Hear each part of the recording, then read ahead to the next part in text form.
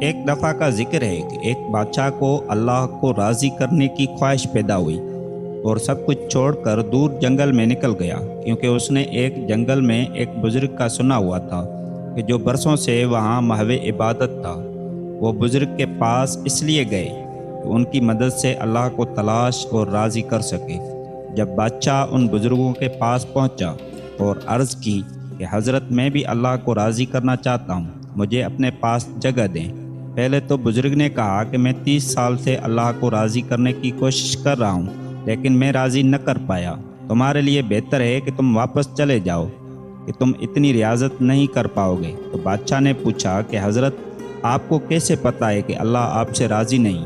تو بزرگ نے فرمایا، میں نے ایک خشک ڈالی جب میں یہاں عبادت کے لیے آیا تو زمین میں گاڑ دی تھی کہ جب یہ ہری ہو جائے گی تو اللہ کے حکم سے تو میں جان جاؤں گا کہ اللہ مجھ سے راضی ہو گیا ہے، لیکن یہ آج بھی خشک ہے، لہٰذا یہ بڑی محنت کا کام ہے، تم واپس چلے جاؤ، یہ تم سے نہیں بن پائے گا۔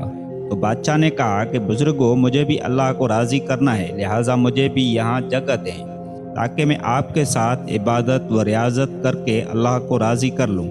بڑی مشکل سے وہ بزرگ مان گئے اور بادشاہ کو ایک جگہ پر بٹھا دیا اور کہا کہ تم بھی اپنی ایک شاخ زمین میں گاڑ دو، جب یہ ہری ہو جائے گی تو تم جان پاؤ گے اللہ تجھ سے راضی ہو گیا ہے۔ بادشاہ اور وہ بزرگ رات کو عبادت کرنے لگے کہ کسی کے رونے کی آواز آئی۔ بادشاہ نے بزرگ سے کہا کہ کوئی رو رہا ہے، لہٰذا ہمیں اس کی مدد کرنی چاہیے۔ بزرگ نے کہا کہ میں نے تمہیں کہا تھا تم میری عبادت میں خلل پیدا کرو گے اور تم ویسا ہی کر رہے ہو، لہٰذا ادھر سے دفع ہو جاؤ۔ وہ بادشاہ اٹھے اور اس آواز کی طرف چل دیے۔ وہاں جا کر دیکھا کہ ایک بچہ اپنے قافلے سے بچھڑ کر اکیلا تنے تنہا بیٹھا رو رہا ہے۔ تو بادشاہ نے اس بچے کو پکڑا اور اس قافلے کے پیچھے چل پڑا۔ کچھ ہی دور چلنے کے بعد اس نے قافلے کو پا لیا اور بچہ ان کے حوالے کر دیا، اور بادشاہ واپس آیا، اپنی جگہ پر عبادت کر کے سو گیا، اور جب وہ اٹھا تو اس کی خوشی کی کوئی انتہا نہ رہی۔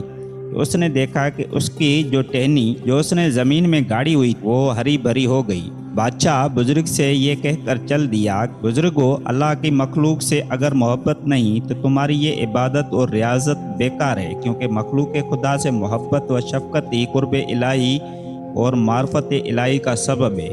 اور اس لیے حضرت سیدنا شیخ عبد القادر جیلانی رحمۃ اللہ علیہ فرماتے ہیں، میں نے مخلوق خدا سے زیادہ اللہ کے طرف سے کسی عمل میں خیر نہیں دیکھی۔ اگر آپ کو ہماری ویڈیو پسند آئی ہو تو لائک سبسکرائب ضرور کریں اور اپنے دوستوں اور احبابوں کے ساتھ ضرور شیئر کریں۔